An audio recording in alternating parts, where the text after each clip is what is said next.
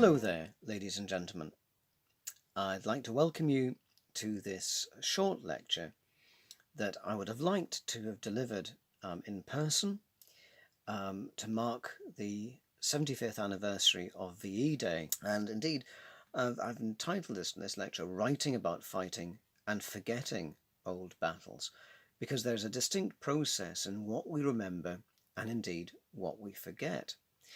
And so today, I would like to talk about the First World War and indeed the Irish regiments and islands' place in the First World War and the Second World War, and also with the Second World War to discuss what it is that made that war different to the first and talk about the morality of that war, all within a very, very short, compact space of time.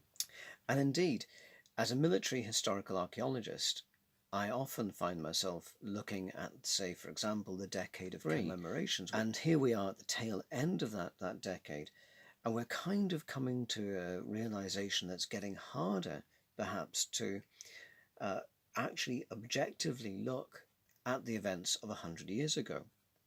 But if, for example, we look at what was happening 106 years ago, in 1914, we were on the verge of a massive global war, by the end of which certain names were going to become synonymous with that conflict. Mons, Cambrai, Passchendaele, the Somme, Gallipoli, Verdun, and equally, 75 years ago, there were other names which jump out at us, which are now viscerally burnt into our consciousness, such as Dachau, Auschwitz, Belsen, Arnhem, El Alamein, Stalingrad.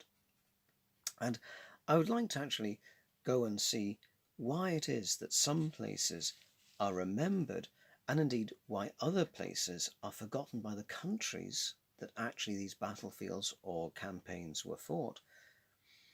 Which brings me on to Orphan Heritage. As John Price has commented regarding the Great War and Second World War battlefields, certain military sites can be considered orphans, being released or neglected by their country of origin and adopted by an outside culture as their own. A good example of this might be associated battlefields and memorials at Thiepval, Vimy Ridge or Gallipoli, which have a clear and apparent Ulster, Canadian or Anzac ownership. The most recent example of this publicly commemorative ownership would be the Parc Chicana, or Peace Tower, at Messin Ridge. The associated military events with these overseas locations are considered to be owned for one reason or another, and as such become a direct and powerful motive for active remembrance and annual or regular communication. As we know only too well, in an Irish context this can sometimes be awkward, to say the least. The role of battlefield commemoration amongst contested identities is extremely problematic, as is often the case that a landscape is created to mirror their own political or cultural ambitions, leaving little ambiguity or room for manoeuvre for those identities outside this classification. When the sites of military commemoration are created within a divided community, then intelligent commemoration is rendered impractical, if not actually impossible. As Serretis has observed, stereotypes of the people on either side of an identity boundary determine its contours with a particular, even if illusory, clarity. At best they are incomplete and always constructed from a particular point of view. Landscape is not simply the realm of memory, it is at the same time the sphere of forgetting. Forgetting appears part and parcel with remembering. However, forgetting may not be an innocent process. And this is the fascinating thing, and it brings me in a roundabout fashion back to the point in hand. That is, for a society to unite in a commemorative process of military events, it must be united in its sense of ownership of those events. And if we move on a little further, and we look at the First World War, particularly the 16th Irish Division Memorial and the Gauchy Cross, It's perhaps one of the most poignant memorials ever on the Western Front. It was actually designed by Major General Sir William Hickey, its divisional commander. Determined that the 16th Irish should be remembered for their victory on the Somme in the autumn of 1916, in early 1917 he made drawings of a Celtic cross on the scrap of blotting paper he had to hand, and then presented this design to his pioneer battalion. Ironically, the first and most arguably apt memorial to the Nationalist Irish Brigade was made by the Englishmen of the 11th Royal Hampshire Regiment. Accordingly, the 11th Hampshires took oak beams from the nearby destroyed and derelict buildings and began to carve the impressive 13 feet 4 metre tall wooden cross into the intricately traditional Celtic cross designed by Hickey. It was originally placed between the shattered villages of Guillemont and Gonchy, where it remained until 1923, when the farmer who owned the land complained that it was interfering with his ploughing. Consequently, the bullet-hit and scarred wooden cross was removed back to Ireland and eventually brought to one of the back rooms at the Irish National War Memorial at Island Bridge in 1926. In that year, General Hickey also instigated the erection of 3 Celtic crosses at sites of deep resonance to Irish forces. One was at Salonika, one was at Messa, and the third was put up at Guillemont, where the original wooden cross of the 16th Division had stood. Ironically, that wooden cross today is the virtual opposite to its original function, and to use a very theological and theoretical notion, a memorial of restricted knowledge and controlled reverence. Instead of being a proud and visible testimony to the combined gallantry of Irish soldiers, it is hidden away and carefully preserved by a select few, like the memory of the men themselves. So if we move on to political and ideological manipulation of military memory, it has often been suggested that the huge social, cultural and political trauma caused by the casualties of the Great War led to a distinct and overwhelming surge in the practice of commemoration at both public and private levels. In both jurisdictions, there is a prevalent sense of political and cultural consolidation, a natural reinforcement, if you like, of the cause for which so many men died, combined with the physical embodiment in the form of memorials or military graves to reflect their sacrifices for Crown and Empire or Irish Republic.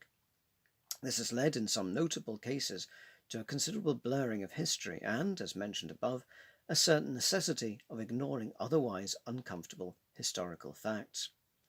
But let us be quite clear about this.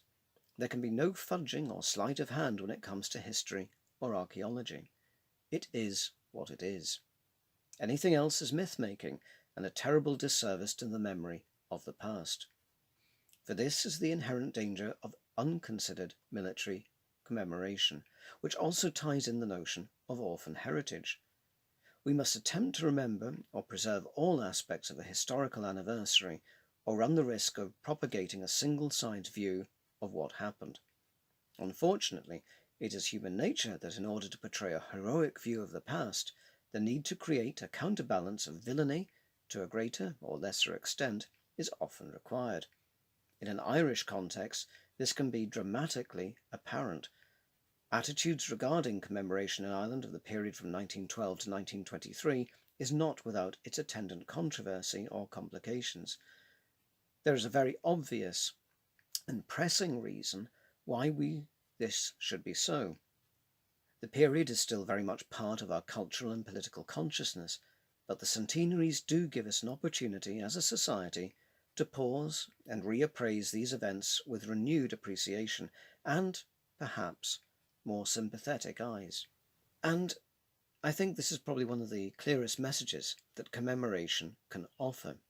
With the passing of time and the change in society, old wounds are healed and old battles unite, rather than constantly divide. Or it is a natural process that, as the world marches on, previous pivotal historic events slip further and further into some form of collective consciousness.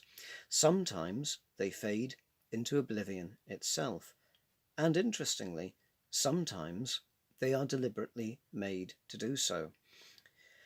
Yet how much of these once well-known military events have become nothing more than vague remembrances, and sometimes only half correctly remembered at that. When we see surveys where a sizable number of our nation's children believe that Adolf Hitler was some form of Hollywood-created supervillain, we really have to sit down and think, surely the horrors of the Second World War could not be manipulated or disputed. But then we look at the writings of David Irving and the denial of the Holocaust, and that's when we enter the territory of the dangers of manipulating a historical past and narrative. And if we pause briefly and look back at the 75th anniversary of VE Day and note the resistance to the Third Reich, that might actually engage us with a discussion on the morality of warfare, and maybe in actually discussing any kind of morality and war, we're perhaps doomed to failure. I mean, it's because it can be hard to isolate exactly whose morality we are questioning or indeed applauding. With the luxury of hindsight, it is all too easy to condemn an individual or state's course of actions. One fascinating account comes from Albert Speer, Hitler's Minister for Armament Production, writing from prison in May 1945. And this is the fascinating point. When questioned by his daughter why he did not resist Hitler sooner, Speer replied that, quote, "Much later I did oppose him in many ways, but that cannot serve as justification of my previous passivity. Mine was not a moral opposition." Like individuals, countries weigh up the arguments and balance these with their own self-interest. Yet in 1939, the smaller nations of Europe found that there could be no accommodation with Hitler's Germany. Where resistance did burn, it was crushed without mercy. Where neutrality was expressed, it was ignored or even seen as complicity. As such, for small nations, opting out of the war was not much of an option, especially when German troops were garrisoning your streets or rounding up your citizens. Again, it is not often that one can point to a regime in history and say, without major contradiction, that it is one which is fundamentally driven by the darkest motives in human nature, dare one say, even evil. This may appear overdramatic, yet it can be said that there is an intrinsic human instinct to differentiate between right and wrong, and if they're so, then the pertinent question becomes whether to intervene or comply in the perpetuation of that wrong.